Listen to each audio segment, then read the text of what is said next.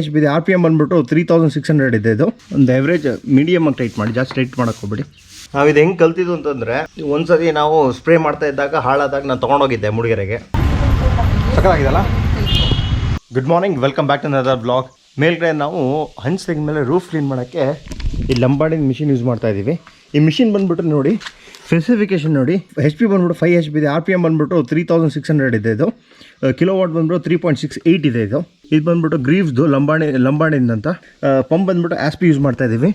ನೀವು ಇದನ್ನ ನೀವು 50 ಪೈಪ್ ಒಳಗೆ ನಿಮಗೆ ಸ್ಪ್ರಿಂಕ್ಲರ್ ಮಾಡೋದು, ಇದರಲ್ಲೂ ಸ್ಪ್ರಿಂಕ್ಲರ್ ಯೂಸ್ ಮಾಡ್ಬೋದು. ಈ ಪಂಪ್ ಚೇಂಜ್ ಮಾಡಬೇಕಾಗತ್ತೆ. ಭಾರಿ ಯೂಸ್ಫುಲ್ ಆಗಿದೆ. ನಾವು ಬರೀ ಇದು ಸ್ಪ್ರೇ ಹೊಡೆಯೋಕ್ಕೆ ಯೂಸ್ ಮಾಡ್ತಾ ಇದ್ದೀವಿ.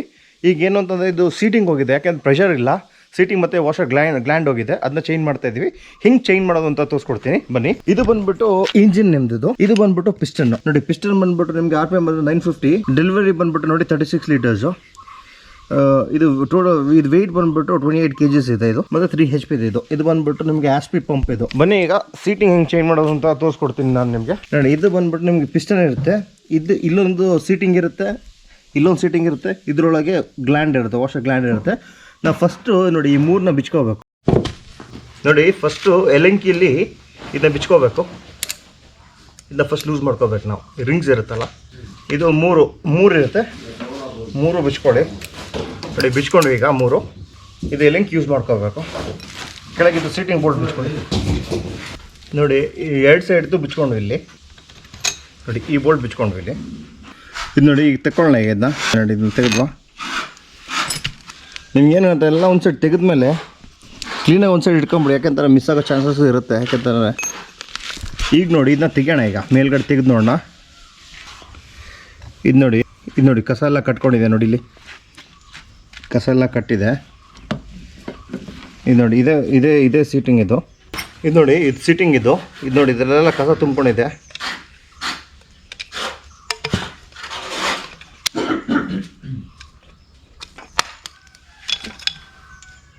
ನೋಡಿ, ಎಲ್ಲ ರಫ್ ಆಗಿ ಹೋಗಿದೆ.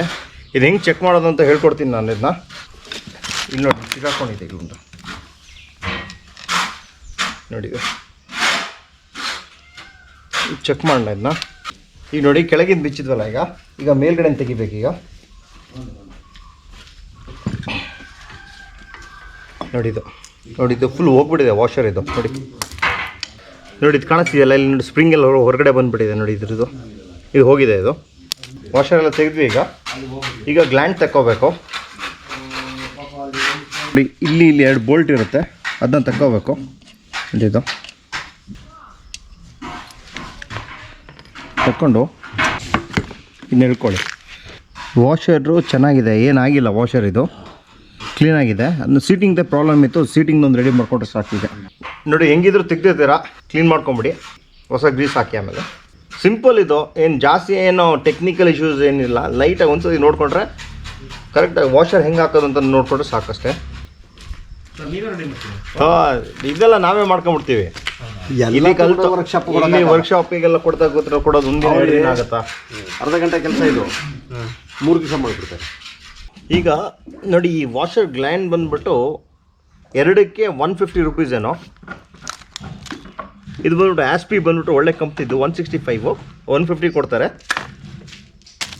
ಇದನ್ನ ಚೆಕ್ ಮಾಡೋದು ಹೆಂಗೆ ಅಂತಂದರೆ, ಫಸ್ಟ್ ನೋಡಿ, ನೀರು ಹಾಕ್ಕೊಳ್ಳಿ. ನೀವು ನೀರು ಹಾಕ್ಕೊಂಡು ನೋಡಿ, ನಿಲ್ತಿದೆಯಾ ವಾಷರ್ ಚೆನ್ನಾಗಿದೆ ಅಂತ. ನೋಡಿ, ಇಲ್ಲಿ ನಿಲ್ತಿದೆಯಾ ನೀರು ಮೇಲ್ಗಡೆ. ಇಲ್ಲಿ ನೋಡಿ, ಇಲ್ಲಿ ನಿಲ್ಬೇಕು. ಇದು ನಿಲ್ತಾ ಇದೆ, ವಾಷರ್ ಚೆನ್ನಾಗಿದೆ. ಇದು ಎತ್ತಿಟ್ಕೊಳ್ತೀನಿ. ಸೇಮ್ ಎಲ್ಲನೂ ಹಂಗೆ ಚೆಕ್ ಮಾಡಿ ಬನ್ನಿ. ಇದೆಲ್ಲ ಡೀಸೆಲ್ ವಾಶ್ ಮಾಡ್ಕೊಂಬೋಣ. ಈಗ ನೋಡಿ, ಇದೆಲ್ಲ ಡೀಸೆಲ್ ವಾಶು. ಎಲ್ಲ ಸ್ವಲ್ಪ ಡೀಸೆಲ್ ಉಜ್ಜಿಬಿಡಿ ಕ್ಲೀನಾಗಿ. ಏನು ಅಂತಂದರೆ, ಈ ಥರ ಸ್ವಲ್ಪ ಕೆಲಸ ಕಲ್ತ್ಕೊಂಡ್ಬಿಟ್ರೆ ನಾವೆಲ್ಲದಕ್ಕೂ ಏನು ಮೆಕ್ಯಾನಿಕ್ ಹತ್ರ ಓಡಬೇಕು ಅಂತಿರಲ್ಲ. ಇದರಲ್ಲಿ ಜಾಸ್ತಿ ಏನು ಟೆಕ್ನಿಕಲ್ ಇಶ್ಯೂಸ್ ಏನಿರಲ್ಲ. ನಾವು ಅಷ್ಟೇ ಈಗ ರೈಡಿಗೆಲ್ಲ ಹೋಗ್ಬೇಕಾದ್ರೆ ನಾವು ಬೈಕಿದ್ದು ರಿಪೇರಿ ಎಲ್ಲ ನಾವು ಕಲ್ತಿರ್ತೀವಿ. ಯಾಕೆಂತಂದರೆ ಅಟ್ಲೀಸ್ಟ್ ನಮ್ಗೊಂದು 30 to 40% ನಮಗೆ ಬೈಕಿದ್ದು ರಿಪೇರಿದು ಗೊತ್ತಿಲ್ಲ ಅಂತಂದರೆ, ಅದು ಯಾವ ಥರ ಹೇಳ್ತಾ ಇದ್ದೀನಿ ಅಂತಂದರೆ, ಪಂಚರ್ ಆದರೆ ಹೆಂಗೆ ಪಂಚರ್ ಹಾಕೋದು, ಮತ್ತು ಕ್ಲಚ್ ಕೇಬಲ್ ಹೋದರೆ ಹೆಂಗೆ ಹಾಕಬೇಕು, ಎಕ್ಸ್ಲೇಟರ್ ಕೇಬಲ್ಲು, ಮತ್ತು ಸೆನ್ಸರ್ಗಳು ಹೋದರೆ ಯಾವುದನ್ನ ಚೆಕ್ ಮಾಡಬೇಕು ಅಂತ. ಮತ್ತು ಇಂಜಿನ್ ಒಳಗೆಲ್ಲ ನಮಗೇನು ಗೊತ್ತಾಗಲ್ಲ. ಯಾಕೆಂದರೆ ಅದ್ರ ಬಗ್ಗೆ ನಾವು ಸಖತ್ ಟ್ರೈನ್ ಆಗಬೇಕು. ನಾವು ಈ ಥರದಲ್ಲಿ ಕಲ್ತ್ಕೊಂಡ್ಬಿಟ್ರೆ ಭಾರಿ ಒಳ್ಳೆಯದು. ಯಾಕೆಂತಂದರೆ ನಮ್ಮ ಕೆಲಸ ಬೇಗ ಮಾಡ್ಕೊಂಬಿಟ್ರೆ ಸೂಪರ್. ಯಾಕೆಂದರೆ ನಾವು ಲದಾಖೆಲ್ಲ ಹೋಗ್ತಿರ್ತೀವಲ್ಲ, ಲದಾಖಲ್ಲೆಲ್ಲ ನಾವೆಲ್ಲ ಬೈಕ್ ಇನ್ ಕೇಸ್ ಏನೋ ಬ್ರೇಕ್ ಡೌನ್ ಆಯಿತು ಅಂತಂದರೆ ನಮಗೆ ಅಲ್ಲಿ ರಿಪೇರಿ ಮಾಡೋರು ಯಾರು ಇರೋದೇ ಇಲ್ಲ. ಅದಕ್ಕೆ ಚೂರು ಕಲ್ತ್ಬಿಟ್ರೆ ಅಟ್ಲೀಸ್ಟ್ ನಾವು ನಮ್ಮ ಡೆಸ್ಟಿನೇಷನ್ಗೆ ಹೋಗಿ ಸ್ವಲ್ಪ ಆದಮೇಲೆ ರಿಪೇರಿ ಮಾಡಿಸ್ಕೋಬೋದು. ಅದಕ್ಕೆ ಬನ್ನಿ ನೋಡಿ, ಇದೆಲ್ಲ ಡೀಸೆಲ್ ವಾಶ್ ಆಗ್ತಾಯಿದೆ ಈಗ. ನಾವಿದು ಹೆಂಗೆ ಕಲ್ತಿದ್ದು ಅಂತಂದರೆ, ಒಂದು ಸರಿ ನಾವು ಸ್ಪ್ರೇ ಮಾಡ್ತಾ ಇದ್ದಾಗ ಹಾಳಾದಾಗ ನಾನು ತೊಗೊಂಡೋಗಿದ್ದೆ ಮೂಡಿಗೆರೆಗೆ. ಅಂದರೆ ತೊಗೊಂಡೋದಾಗ ಅವ್ರು ಏನು ಹೇಳಿದರು, ಸರ್ 2 ದಿನ ಬೇಕು ಆಮೇಲೆ ಕೊಡ್ತೀವಿ ಅಂತ. ಯಾಕೆ ಸ್ಪೇಸಿನಲ್ಲಿ ಸಿಕ್ಕಾಪಟ್ಟೆ ಬ್ಯುಸಿ ಆಗಿರ್ತಾರೆ. ಆಗ 2 ದಿನಕ್ಕೆ ನಾವು ವೆಯ್ಟ್ ಮಾಡಿದರೆ ನಮಗೊಂದು 4 ಬ್ಯಾರಲ್ ಕಲ್ಸಿಟ್ಟಿದ್ವಿ, ಅದು ಹಾಳಾಗ್ಬಿಡುತ್ತೆ ಅಂತ ಅಂದ್ಕೊಂಡ್ಬಿಟ್ಟು ನಾವೇ ಲೈಟಾಗಿ ತೆಗೆದು ನೋಡಿದ್ವಿ. ಏನಿರಲಿಲ್ಲ, ಟೆಕ್ನಿಕಲಿ ಏನಿಲ್ಲ, ವಾಷಿಂಗು ಸೀಟಿಂಗ್ ಲ್ಯಾಂಡೆಲ್ಲ ಕೂರ್ಸೋದು ಮಾತ್ರ ಕರೆಕ್ಟಾಗಿರ್ತೈತೆ. ಅದು ಕಲ್ತ್ವಿ, ಸಕ್ಸಸ್ ಆಯ್ತು. ಅದರಲ್ಲಿ ಆಮೇಲೆ ಹಂಗೆ ಕಲಿತಾ ಇದನ್ನೆಲ್ಲ ಕಲ್ತ್ಬಿಟ್ವಿ ನಾವು. ನೋಡಿ ಹೆಂಗಿದೆ ನೋಡಿ. ಈಗ ಗ್ಲ್ಯಾಂಡಿಗೆಲ್ಲ ಗ್ರೀಸ್ ಹಾಕ್ಬೇಕೀಗ ಕ್ಲೀನಾಗಿ. ಹಾಕೋಕ್ಕಿಂತ ಮುಂಚೆ ಕ್ಲೀನಾಗಿ ಡೀಸೆಲ್ ಒರೆಸ್ಕೊಂಬಿಡಿ. ಮತ್ತು ನಮಗೆ ಅಲ್ಲಿ ರಜತ ಇರಿಗೇಷನ್ಸ್ ಇದೆಯಲ್ಲ ಮೂಡಿಗೆರೆ, ಅವರೆಲ್ಲ ನಿಜವಾಗ್ಲೂ ಮಹೇಶ್ ಎಲ್ಲ ಸಿಕ್ಕಾಪಟ್ಟೆ ಹೆಲ್ಪ್ ಮಾಡ್ತಾರೆ. ಏನು ಐಡಿಯಾಸ್ ಕೊಡ್ತಾರೆ, ಹಿಂಗೆ ಮಾಡಿ ಹಂಗೆ ಮಾಡಿ ಅಂತ. ಬೇರೆಯವ್ರು ಯಾರು ಹೇಳ್ಕೊಡಲ್ಲ, ಅವ್ರು ಹೇಳ್ಕೊಡ್ತಾರೆ ಮಹೇಶ್ ಎಲ್ಲ. ಗ್ರೀಸ್ ಹಾಕೋಣ. ಇನ್ನು ಜಾಸ್ತಿ ಏನು ಗ್ರೀಸ್ ಹಾಕಬೇಕು ಅಂತಿಲ್ಲ, ಲೈಟಾಗಿ ಹಾಕಿ ಅಷ್ಟೇ. ಒಬ್ಬೊಬ್ರು ಏನಾಗ್ಬಿಡುತ್ತೆ ಅಂತಂದರೆ ಒಳ್ಳೆ ಮೆಹಂದಿ ಹಾಕ್ದಂಗೆ ಹಾಕ್ಬಿಡ್ತಾರೆ. ಇದಕ್ಕೂ ಅಷ್ಟೇ ಲೈಟಾಗಿ ಹಾಕಿ. ಇದು ನಿಜವಾಗ್ಲೂ ನಮಗೆಲ್ಲ ಒಂಥರ ಇದೆಲ್ಲ ಭಾರಿ ಇಂಟ್ರೆಸ್ಟು, ಮೆಕ್ಯಾನಿಕ್ ಎಲ್ಲ ಮಾಡೋದು. ಏನಾದ್ರು ಕಲಿತಾ ಇರೋಣ ಅನಿಸುತ್ತೆ ಒಂದೊಂದ್ಸತಿ.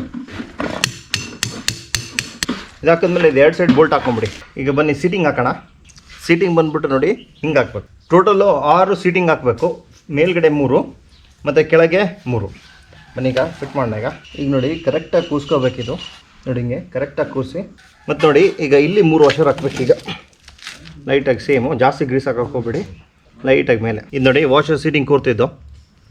ಈಗ ಬನ್ನಿ ಈಗ ಹಾಕೋಣ. ಈಗ ಹಿಂಗೆ ಹಾಕೊಳ್ಳಿ, ಮುಗೀತಲ್ಲಿಗೆ. ಆಮೇಲೆ ನೋಡಿ ನಟ್ಟಿತ್ತಲ್ಲ, ಅದು ಹಾಕೊಂಬಿಡಿ. 2 ಸೈಡ್ ಬೋಲ್ಟು ಟೈಟ್ ಮಾಡಬೇಕು. ನೋಡಿ ಆಯಿತು, ಫುಲ್ ರೆಡಿ. ಈಗ ಬಂದು ಚೆಕ್ ಮಾಡೋಣ ಈಗ ಹೆಂಗೆ ಆರುತ್ತೆ ಏನಂತ ನೋಡೋಣ ಬನ್ನಿ. ನಾನು ಬೆಳಿಗ್ಗೆ ಏನು ರೆಕಾರ್ಡ್ ಮಾಡಿದ್ದೆ ಎಲ್ಲ ವಾಯ್ಸ್ ಏನೂ ಬಂದಿಲ್ಲ ಈ ವಿಡಿಯೋಕ್ಕೆ. ಹಾಗೆ ನಾನೀಗ ವಾಯ್ಸ್ ಓವರ್ ಕೊಡ್ತಾ ಇದ್ದೀನಿ. ಈಗ ನೋಡಿ, ನಾನು ಬೆಳಿಗ್ಗೆ ನಾವು ಏನು ರಿಪೇರಿ ಮಾಡಿದ್ವಿ ನೋಡಿ, ಪ್ರೆಷರ್ ನೋಡಿ ಎಷ್ಟು ಪ್ರೆಷರ್ ಬರ್ತಾಯಿದೆ ಅಂತ. ಸುಮ್ಮನೆ ಲಾಂಚ್ ಆಗ್ದಲ್ಲ ಹಾಗೆ ಖಾಲಿ ಪೈಪ್ನ ಹಿಡಿದ್ರೆ ಆಲ್ಮೋಸ್ಟ್ 20 to 30 ಫೀಟ್ ಹೈಟಲ್ಲಿ ಹೋಗ್ತಾ ಇದೆ.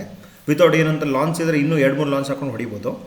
ಮತ್ತೇನಿಲ್ಲ ನೋಡಿ ಹೆಂಗೆ ಅಂತ. ಯಾಕೆ ಯೂಸ್ ಮಾಡ್ತಿದ್ದೀವಿ ಅಂದರೆ, ಈ ಥರ ನೀರು ಬಿಡ್ತಾ ಇದ್ದೀವಿ, ಅದರ ಕರೆಕ್ಟಾಗಿ ಕಲ್ಲು ಗಿಲ್ಲೆಲ್ಲ ವಾಶ್ ಆಗುತ್ತೆ. ಅದಾದಮೇಲೆ ನಾಳೆ ಡ್ಯಾಮ್ ಶೀಲ್ಡ್ ಹೊಡಿತಾ ಇದ್ದೀವಿ, ನೆಕ್ಸ್ಟ್ ವಾಟರ್ ಲೀಕೇಜ್ ಆಗಬಾರ್ದು ಅಂತ. ಬನ್ನಿ, ಮತ್ತು ನಾವು ಸ್ಪ್ರಿಂಕ್ಲರು ಹೊಡಿತಾ ಇದ್ದೀವಿ. ಸ್ಪ್ರಿಂಕ್ಲರಿಗೆ ಹೋಗ್ಬಿಟ್ಟು ಸ್ಟಾರ್ಟ್ ಮಾಡಬೇಕು. ಯಾಕೆಂತಂದರೆ 3ನೇ ರೌಂಡ್ ಬ್ಯಾಕಿಂಗ್ ಮಾಡ್ತಾ ಇದ್ದೀವಿ. ಈಗ ಬನ್ನಿ ಹೋಗಿ ಬರೋಣ. ಬನ್ನಿ, ಈಗ 3ನೇ ರೌಂಡ್ ಸ್ಪ್ರಿಂಕ್ಲರ್ ಮಾಡ್ತಾ ಇದ್ದೀವಿ. ಈಗ ನೀವು ನೋಡ್ಬೋದು 3 ಜೆಟ್ ಹಾಕಿದ್ದೀವಿ. ಯಾಕೆ 3rd ರೌಂಡ್ ಸ್ಪ್ರಿಂಕ್ಲರ್ ಮಾಡ್ತಿದ್ದೀವಿ ಅಂತಂದರೆ, ನಾವು ಫುಲ್ ಟೋಟಲ್ ಮರಗಸಿ ಮಾಡಿದ್ದೀವಿ, ಫುಲ್ ಪೆನ್ಸಿಲ್ ಗಸಿ ಮಾಡಿ ಫುಲ್ ತೋಟ ಓಪನ್ ಆಗಿಬಿಟ್ಟಿದೆ. ಹ್ಯೂಮಿಡ್ ಅಂತೂ ಸಿಕ್ಕಾಬಟ್ಟೆ ಜಾಸ್ತಿ ಇದೆ. ಮತ್ತು ಬಿಸಿಲು ಅಷ್ಟೇ ಸಿಕ್ಕಾಬಟ್ಟೆ ಬಿಸಿಲು ಬೀಳ್ತಾ ಇದೆ. ಈಗ ಸ್ಪ್ರಿಂಕ್ಲರ್ ಹೊಡೆದಿಲ್ಲ ಅಂತಂದರೆ ಮೆಣಸಿಗೂ ಅಡಕೆಗೂ ಕಾಫಿಗೂ ಡ್ಯಾಮೇಜ್ ಆಗುತ್ತೆ.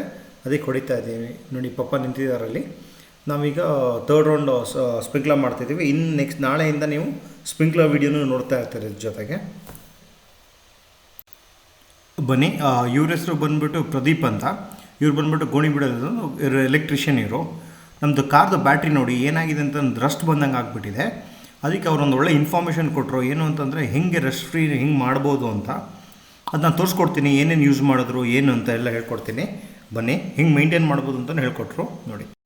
ನೋಡಿ ಫಸ್ಟ್ ರಸ್ಟ್ ತೆಗಿಯೋಕ್ಕೆ ಏನು ಮಾಡಬೇಕು ಅಂತಂದರೆ, ನೋಡಿ ಈ ಬೇಕಿಂಗ್ ಪೌಡರ್ನ ನೀವು ಹಾಕಿ, ಫಸ್ಟ್ ನೀರು ಹಾಕ್ಬಿಟ್ಟು ಬೇಕಿಂಗ್ ಪೌಡರ್ ಹಾಕಿ, ಆಮೇಲೆ ನಿಮ್ಗೊಂದು 5 ಮಿನಿಟ್ಸ್ ಬಿಡಿ ನೀವು. ಆಗ ಏನಾಗುತ್ತೆ ಅಂದರೆ ರಸ್ಟ್ ಎಲ್ಲ ನಿಮಗೆ ಬಬಲ್ಸ್ ಬರೋಕ್ಕೆ ಸ್ಟಾರ್ಟ್ ಆಗುತ್ತೆ. ನೋಡಿ ಈಗ ನೋಡಿ ಬಬಲ್ಸ್ ಎಲ್ಲ ಬರೋಕ್ಕೆ ಸ್ಟಾರ್ಟ್ ಆಯಿತು, ನಿಮ್ಗೆ ಕಾಣಿಸ್ತಿದೆಯಾ ನೋಡಿ ಇಲ್ಲಿ.